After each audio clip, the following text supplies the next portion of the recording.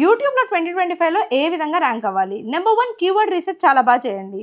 Second thing hash ట్యాగ్స్‌ని మీరు డెఫినిట్‌గా డిస్క్రిప్షన్‌లో వాడండి. First 3 words of the title డెఫినిట్‌గా క్యాపిటల్‌లో రాయండి.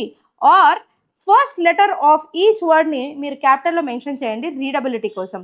అదేవిధంగా ఫస్ట్ లైన్ ఆఫ్ ద డిస్క్రిప్షన్‌లో కూడా హ్యాష్ ట్యాగ్స్ యూజ్ చేయడం అస్సలు మర్చిపోవద్దు. ట్యాగ్స్ అంటే ఏదైతే మీరు కింద పెడుతున్నారో దాంట్లో కూడా వైరల్ అవుతున్న కాంటెంట్‌కి రిలేటెడ్‌గా కొంచెం దగ్గరగా ఉన్నా గానీ అందులో హ్యాష్ ట్యాగ్స్ మరియు ట్యాగ్స్‌ని కూడా యాడ్ చేయండి.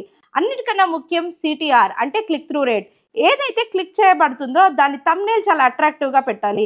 ఈ మధ్యన అథెంటిసిటీకి మాత్రమే జనాలు ఇష్టపడుతున్నారు కాబట్టి ఏ థంబ్‌నెయిల్‌ని పడితే ఆ థంబ్‌నెయిల్‌ని ఇర్రెస్పెక్టివ్ ఆఫ్ ది కాంటెంట్‌కి పెట్టకండి.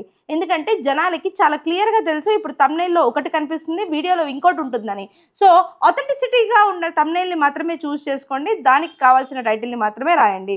సో, ఇట్లాంటి మంచి మంచి టిప్స్ డిజిటల్ మార్కెటింగ్ కోసం గానీ, ఇన్‌స్టాగ్రామ్, యూట్యూబ్ అదే విధంగా ఎనీ సోషల్ మీడియా ప్లాట్‌ఫార్మ్స్ కోసం కానీ మీరు తెలుసుకోవాలంటే డిజి నోమాడ్ ఫాలో అవ్వడం అస్సలు మర్చిపోవద్దు.